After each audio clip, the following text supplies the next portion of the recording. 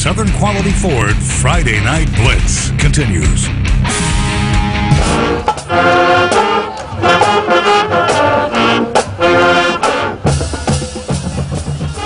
Welcome back to the Southern Quality Ford Friday Night Blitz. Charlie Cavell now joining all of us up here on set, and he's the voice of the Bird Yellow Jackets. So let's talk some Bird Yellow Jacket football. Yellow Jackets have a bye this week. They were off last week. By the time they actually get on the field for their playoff game, it would have been 3 weeks, give or take a day or so, from their last game. It's a tough challenge for any football team. Yeah, and I don't care what sport you're playing, whether it's football, tiddlywinks, frisbee golf, whatever. You take a 3-week hiatus and then not just have to come back, but then have to play a extremely quality opponent like the Evangel Eagles. That's really, really tough.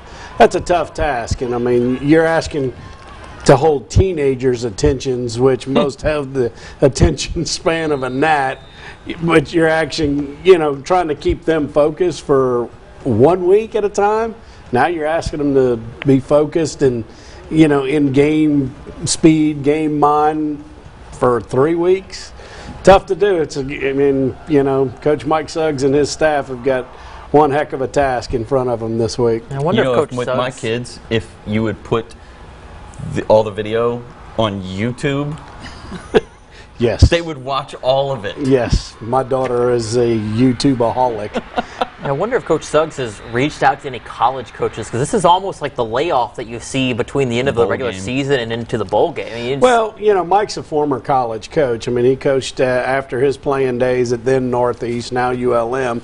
He was on that staff, and if I remember right, they won the national championship, 1AA national championship that year. So I mean, and he's an old veteran. I mean, he's been around a long time. So, but again, we talked about this a little earlier. At this time of the year, everybody's got good coaching staffs. Everybody's got decent schemes. They're not in the playoffs if they don't.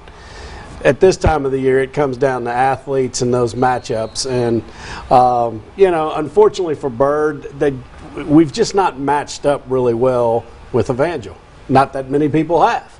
There's a reason they're undefeated in district play, and so it'll be a tough task. But look, Mike Suggs is going to put a quality product on the field. They're going to line up and they're going to play football, and at the end of the game, whoever's the better team will win the football game. I feel like if for a team like Bird, with the offense you guys run and everything, you have to get up on a team like Evangel if you're going to upset them. Well, we can't do what we've done in the last couple of years, and that's turn the football over.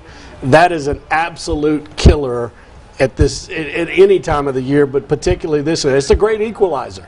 It turns a great team into an average team.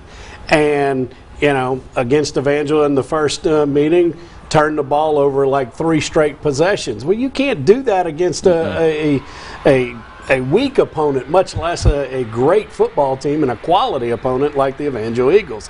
Ball security has to be at an utmost premium, and you have to play, good, sound, fundamental football against a team like Evangel, and you have to be good in all phases, like right there, the block to kick to win the Shreve game. Got to be good in all 3 phases, and you can't turn the football over.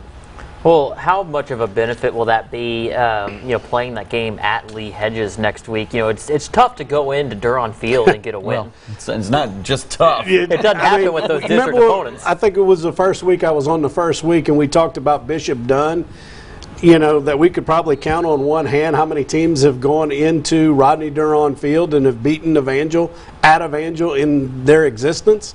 And Bishop Dunn pulled that off in the first week of the year. I don't know if it's really that big. I mean, Evangel's played Bird, Shreve, Southwood.